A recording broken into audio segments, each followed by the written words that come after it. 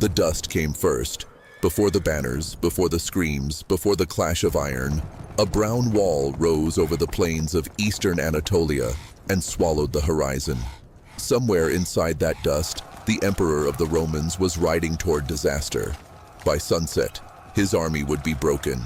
By nightfall, he would be captured. And soon after, he would be betrayed, blinded, and destroyed by his own people. This was Manzikert, not just a battle between Byzantium and the Seljuk Turks, but the moment when an empire discovered that its greatest enemy was not only beyond the frontier, it was also inside its own camp. And as this story unfolds, ask yourself one question. Who truly destroyed Byzantium at Manzikert? The enemy in front of Romanos or the men behind him? In the summer of 1071, Emperor Romanos IV Diogenes marched east with one purpose. He wanted to stop the bleeding.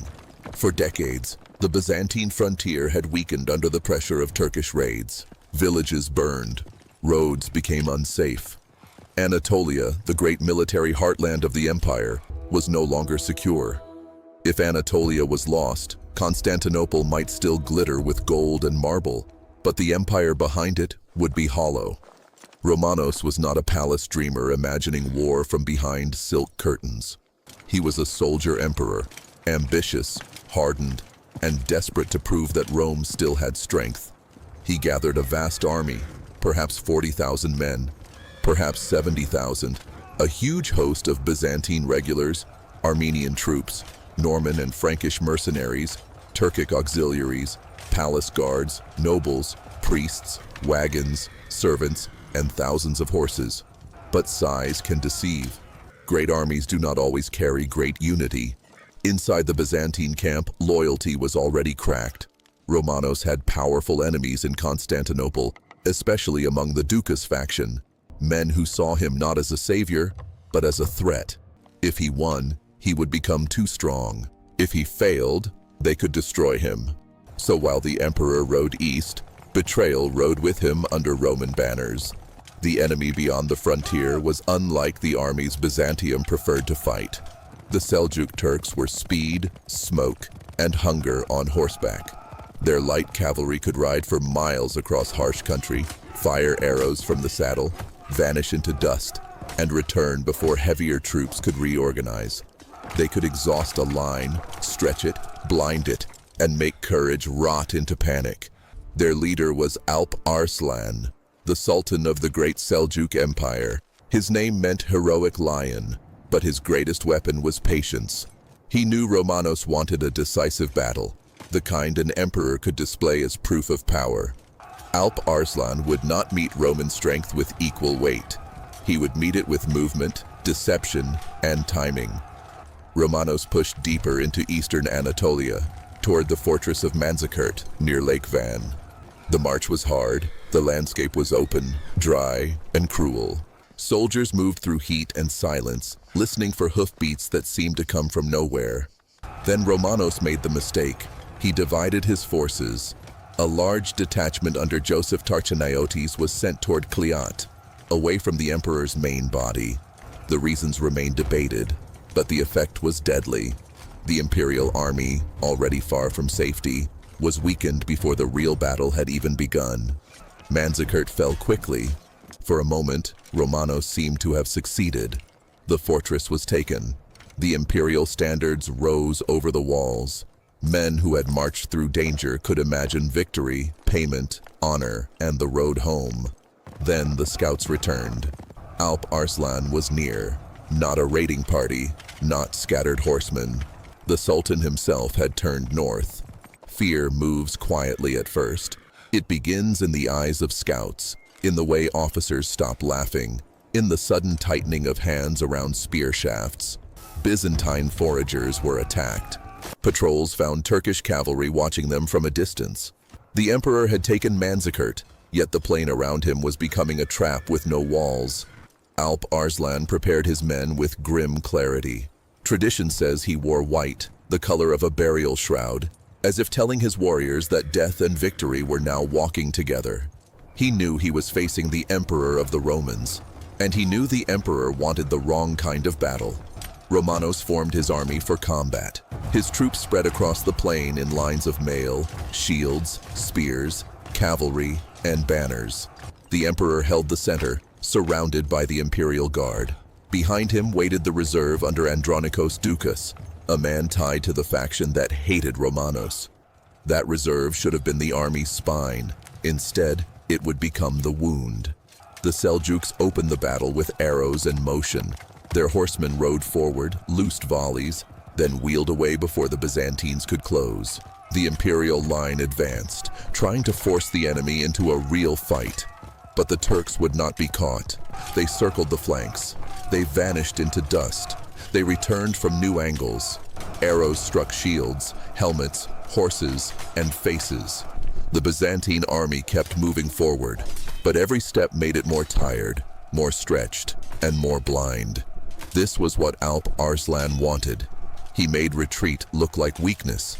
He pulled the Byzantines farther across the plain. The imperial army believed it was pressing the enemy back, but the battlefield was bending around it like a tightening noose. Hour after hour, Romanos pushed on. The sun sank lower. Dust thickened until men saw only shapes and banners. The emperor realized the danger. His army was extended, the enemy unbroken, and daylight fading. So Romanos gave the order to withdraw toward camp. It became the beginning of ruin. A withdrawal under fire demands discipline, trust, and timing. But the Byzantine army was tired, scattered, and harassed from every side. As the front began to turn back, confusion spread. Some units understood the order, others thought the line was breaking. Officers shouted, but dust swallowed their voices. Movement became doubt. Doubt became fear. Then the Seljuks struck harder. They surged against the flanks, firing into the exposed formations. The controlled withdrawal lost its rhythm. The imperial line broke into clusters. Clusters became isolated groups. Isolated groups became prey. Arrows fell into men trying to retreat, men trying to stand, men who no longer knew where the emperor was. Romanos fought to hold the center. Whatever else may be said about him, he did not run. Around him, loyal soldiers closed ranks while the battlefield disintegrated. Dust covered armor. Blood darkened the ground. The emperor was still alive, still fighting, still trying to hold together the last piece of Roman order. Then he looked for the reserve. It was gone. Andronikos Doukas had withdrawn. Some accounts suggest he spread the rumor that Romanos was dead. Whether it was betrayal, calculation, or cowardice, the result was catastrophic. The army saw the reserve leaving and felt command collapse. In battle, fear does not wait for proof. It only needs one banner turning away. The withdrawal became a rout. Men ran. Mercenaries thought of survival. Auxiliaries vanished into the plain. Soldiers threw away heavy shields to move faster. Officers trying to restore order were ignored or trampled. The Seljuks rode through the chaos like hunters through smoke, cutting down stragglers and driving terror through what remained of the imperial army. By nightfall, the army of Romanos Diogenes was shattered. The emperor himself was wounded and captured. The ruler of the Roman Empire, the man who had marched east to save Anatolia, now stood defeated before Alp Arslan. It was a shock almost beyond imagination. An emperor of the Romans had fallen into enemy hands. Alp Arslan did not kill him. He understood the value of a living emperor. Romanos was treated with calculated respect, and a treaty was arranged. He promised ransom, tribute, and concessions. But the true horror for Romanos was not captivity. It was what waited for him at home. While Romanos was captive, his rivals moved. When he returned, he found not loyalty, but civil war. The Doukas faction rejected him. The defeated emperor fought for his throne, lost, was captured by his own people, blinded, and sent into exile. His wounds festered. He died soon after, not under Seljuk arrows, but beneath the slow knife of Byzantine politics. Manzikert did not erase Anatolia in a single night. Fortresses still stood, cities still resisted. But the battle broke the empire's ability to control the disaster. Civil war opened the frontier wider. Turkish groups moved deeper into Anatolia, settling, raiding, and taking root in lands that had supplied Byzantine armies for generations. That was the real catastrophe. Byzantium lost more than a battle. It lost confidence, time, manpower, and the heartland that had kept it alive. The defeat helped reshape the Eastern Mediterranean and set in motion pressures that would lead toward the First Crusade.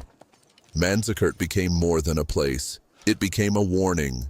Empires do not fall only when enemies break their walls. Sometimes they fall when trust breaks first. A crown can survive arrows, but not betrayal. An army can survive fear, but not the moment when its own leaders abandon it. On the plain of Manzikert, beneath dust, blood, and a dying sun, Byzantium did not simply lose a battle. It lost the future it thought was guaranteed. So who truly destroyed Byzantium at Manzikert? Was it Alp Arslan, who trapped the imperial army in dust and arrows? Was it Romanos, who marched too far, divided his forces, and trusted the wrong men? Or was it the Ducas betrayal, the moment when Roman banners turned away from their own emperor? Write your answer in the comments. And if you want more stories of doomed empires, impossible battles, and commanders who changed history, subscribe for the next journey. Stay curious, stay with us, and until the next story.